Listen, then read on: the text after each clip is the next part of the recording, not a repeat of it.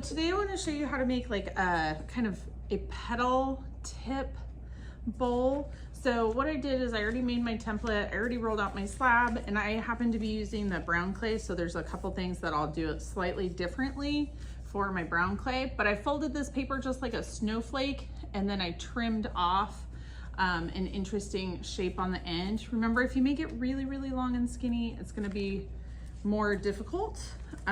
So try to keep it something that you'll be able to actually accomplish.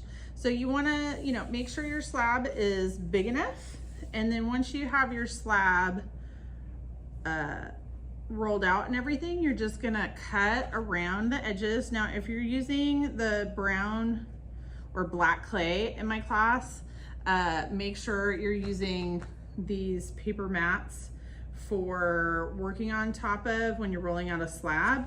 And then, I don't have anybody waiting for it, so I'm just working directly on this. But if you're in class, you're gonna use the newspaper to kind of work on top of so we don't stain the tables.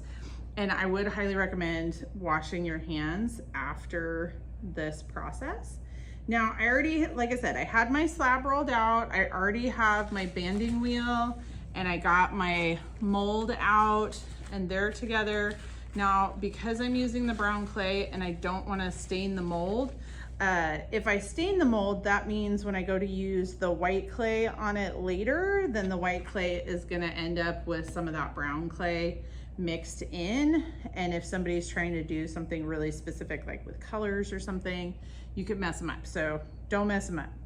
Make sure you work with the black clay on top of the newspaper or these black clay only little boards. So once you have it cut all the way around, and I'm almost there, you are going to basically make a molded bowl. Now, there is a little bit of a difference because it's the petals, so they can overlap. If you just try to squish it like we did in intro, or like if you're making, a vase or something, if you just squish it, that is not the same technique. It'll still kind of have petals, but these petals are a little bit different. They're more pronounced, okay? So make sure that you follow this process if you want the petal one. So now I've got it all cut out. I would normally spend some time smoothing all of this area, but I know you all know what smoothing looks like. So now the main thing with these petal ones is you gotta kind of get it really, really nice and centered, because you wanna be able to cut them where the petals are. So I've got it kind of centered, and I put it, like I said, because it's the brown clay, I put it on top of the newspaper.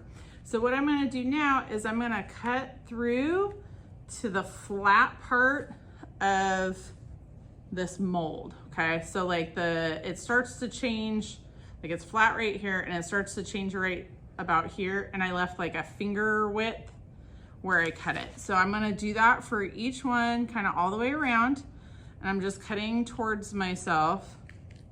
Now, if you wanna make this part look all curvy and stuff, you could do that too.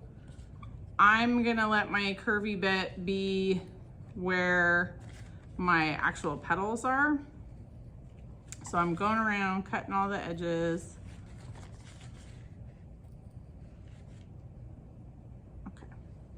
So now that I have that, now what I'm gonna do is I'm gonna start to layer them. So I'm gonna push one side, like I'm gonna lift up this petal, and I'm gonna smooth out this side and just gently like smush it a little bit, right? So I'm just smoothing this side.